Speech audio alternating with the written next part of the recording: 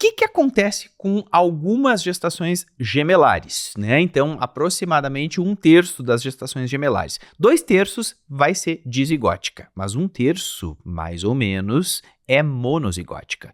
E o que é a monozigótica? A monozigótica, ela é aquela gestação que é formada pela fecundação de um espermatozoide e um oócito. Aí fecunda, forma um embrião. Estava tudo programado para ser feto único, embrião único, e esse embrião decide que ele quer se dividir, né? Ele simplesmente, divide depois de já estar formado. Bom, então eu tenho uma gestação monozigótica. Vejam que o mecanismo é completamente diferente. São gêmeos que vão se formar, mas depois de eu já ter um ovo fecundado. Aí então necessariamente esses dois embriões vão ter que ter o mesmo código genético. Exato, porque eles são provenientes do mesmo embrião, né? Então aquela fecundação ela já aconteceu. Então necessariamente tem que ter o mesmo código genético, necessariamente tem que ter o mesmo sexo. Tá, então se eu tenho uma monozigótica, eles são idênticos. É isso, eles são idênticos. Tá, mas e aí o que vai acontecer em relação à placenta e à bolsa, né? Em relação à corionicidade?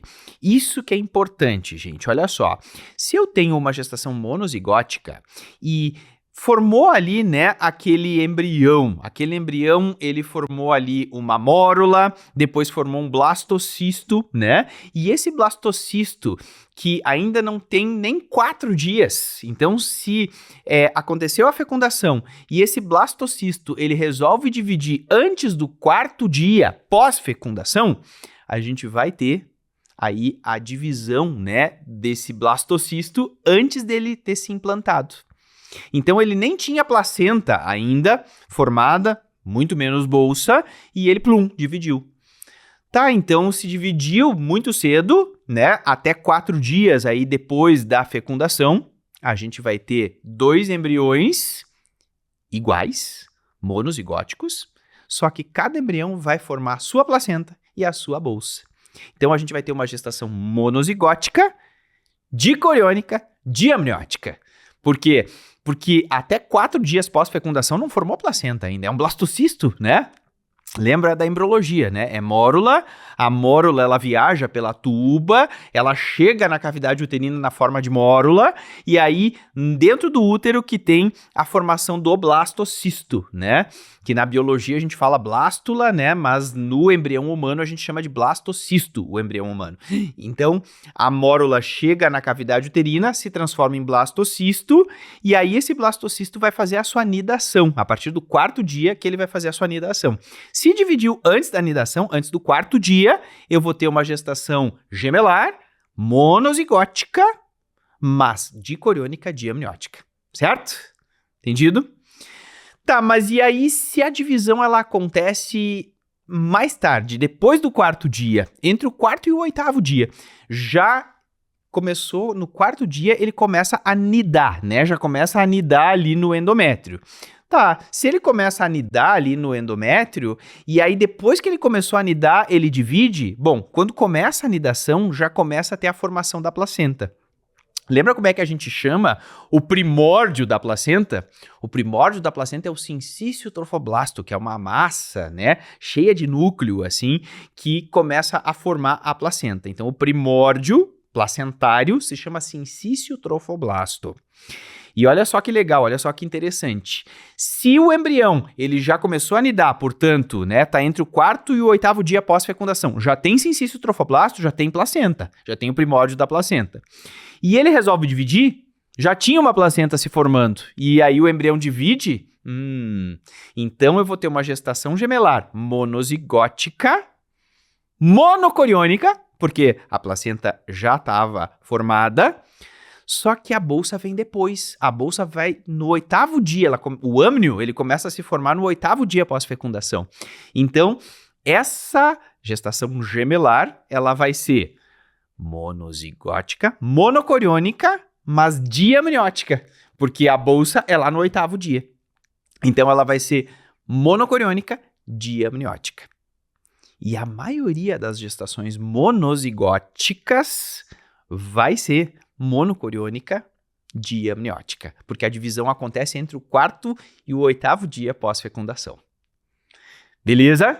Então não esquece disso. Olha só, a gestação monozigótica pode ser dicoriônica diamniótica se a divisão for precoce, até 4 dias pós-fecundação, e ela pode ser monocoriônica diamniótica se ela for entre o 4º e o 8º dia. E a maioria das monozigóticas acontece a divisão entre o 4º e o 8º dia. Mas olha que legal, se a divisão for mais tardia ainda, né? Se foi depois do 8º dia pós-fecundação. Já tem 8 dias que fecundou aí, né? E aí esse embrião, ele já se formou, esse embrião ele já nidou, eu tenho um blastocisto que já fez a nidação, né? Portanto, já tem aí placenta. E aí, no 8º dia, começa a formar o âmnio, começa a formar a bolsa amniótica. E aí ele resolve dividir aí, depois de 8 dias. Ixi, que tarde, né? Depois de 8 dias, aí eu já tenho placenta formada e já tenho bolsa formada. Então, nesses casos, eu vou ter uma gestação gemelar monozigótica, monocoriônica, monoamniótica, porque vai ser uma única bolsa também. Então, vai ser a famosa mono-mono.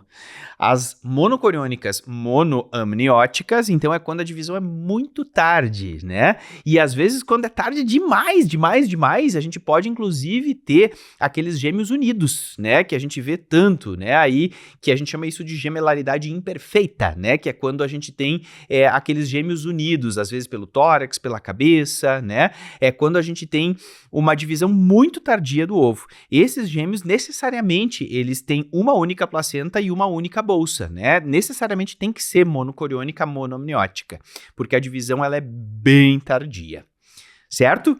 Então são pontos super importantes, né? A gente revisar. Quando a gente está falando sobre gestação gemelar, o começo da conversa tem que ser a embriologia, porque a embriologia é a base para você entender como é que forma o número de placentas e o número de bolsas. Não adianta a gente já querer entrar na clínica direto sem antes entender essa parte embriológica inicial. E olha só que legal, né? Quando a gente está falando ainda, né, sobre zigoticidade e sobre corionicidade. Quem vai prestar concurso, por exemplo, né, ou vai fazer prova, faculdade, ou depois, né, quem já está com a especialidade vai fazer tego, eles gostam muito de jogar nas provas com os termos. Por exemplo, assim, ó, se eu tenho uma gestação dizigótica, né, que é a maioria das gestações gemelares, eu tenho que necessariamente ter uma gestação dicoriônica diamniótica. Sim, porque toda dizigótica, ela é dicoriônica diamniótica, tá certo? Mas atenção, se inverter o palavreado, né, colocar assim, ó, toda dicoriônica diamniótica é necessariamente dizigótica? Não, porque dicoriônica diamniótica, ela pode ser dizigótica, mas pode ser monozigótica. Lembra que a monozigótica, quando a divisão é muito inicial, ela também pode ser de di. Então, cuidado. Toda dizigótica é necessariamente dicoriônica diamniótica. Mas nem toda a dicoriônica diamniótica é necessariamente dizigótica, entendeu? Aquela coisa de prova, né, que volta e meia a gente vê. Então não perde esse tipo de questão. Porque a dicoriônica diamniótica pode ser dizigótica ou pode ser monozigótica. Ou se eles botarem as figurinhas, né, de 2 placentas e 2 bolsas, pode ser que seja uma dizigótica, assim como pode ser que seja uma monozigótica, certo? Mas a maioria das gestações gemelares são de di, né, são dizigóticas, portanto, necessariamente dicoriônicas diamnióticas. Mas se eu for falar especificamente sobre as monozigóticas, que é a minoria, que é 1/3 das gestações gemelares, aí a maioria das monozigóticas vão ser monocoriônicas diamnióticas, porque a divisão acontece entre o 4º e o 8º dia pós-fecundação. Fechou? E aí vem uma pergunta super importante, né, que é em relação à determinação da corionicidade. como é que a gente vai fazer a determinação? Como é que eu vou saber, né, que a gestação ela é uma dicoriônica? Na prática, gente, agora já mergulhando na parte clínica, o que nos importa não é saber se é dizigótica ou se é monozigótica. Às vezes as pacientes que elas querem saber, né, mas eles são idênticos ou não são, né? Podemos dar essa informação para nossa paciente baseado em alguns critérios? Podemos. Por exemplo, se você olha ali e é um feto masculino e outro feminino, bom, é óbvio que é dizigótico, né? A gente sabe que é óbvio que é dizigótico. Mas o que importa do ponto de vista clínico, médico, não é determinar a zigoticidade, e sim a corionicidade. Por quê? Porque a gestação monocoriônica é a que tem mais chance de complicação. Quando a gente tem gestação dicoriônica, a gente sabe que as taxas de complicações são menores do que quando tem placenta única, tá? Então é super importante determinar a corionicidade. E aí, então, agora a gente entra, né, na questão ultrassonográfica. Como que eu determino, né, se ela é dicoriônica ou se ela é monocoriônica? Como é que eu determino a corionicidade de uma gestação gemelar? Eu vou determinar através de ultrassom, e existe um sinal, né, que é aquele que sela, que fecha o diagnóstico de que essa gestação é dicoriônica, que se chama sinal do lambda. O sinal do lambda é quando a gente, olhando, né, no ultrassom, a gente vê uma separação, né, ali entre os fetos. Na verdade, a gente enxerga, né, uma faixa de tecido trofoblástico, né, na membrana intergemelar, formando como se fosse o lambda mesmo, aquela letra grega, né, que é o lambda. A gente chama isso de sinal do lambda. Sinal do lambda, ele vai ser característico da gestação dicoriônica. Então, se você enxerga o sinal do lambda, a gente vai ter aí uma gestação dicoriônica. A gente fica tranquilo, porque essa paciente tem 2 placentas, né? Então, se tem 2 placentas, as taxas de complicações obstétricas são menores. Agora, se eu tenho uma paciente que eu vou fazer a ultrassonografia e eu não vejo aquela projeção de tecido trofoblástico ali entre eles, né, na membrana intergemelar, a gente vai ter o sinal do T. O sinal do T é quando a gente vê assim, ó, não forma aquele lambda, né? A gente enxerga só uma faixa, assim, formando como se fosse a letra T mesmo, né? O sinal do T, ele é característico da gestação monocoriônica, quer dizer que é uma placenta só, né? Na verdade, se tem sinal do T, é porque a gestação ela é monocoriônica diamniótica, né? Porque, na verdade, a perninha do T, que a gente enxerga no ultrassom, é só aquele âmnio que está separando os dois, né? Porque tem 2 bolsas. Se a gente não enxerga o T, aí é porque ela é monoamniótica. Se eu vejo o sinal do T, com certeza essa gestação ela é monocoriônica diamniótica, porque a perninha do T é só aquele âmniozinho que está separando ali os dois, certo?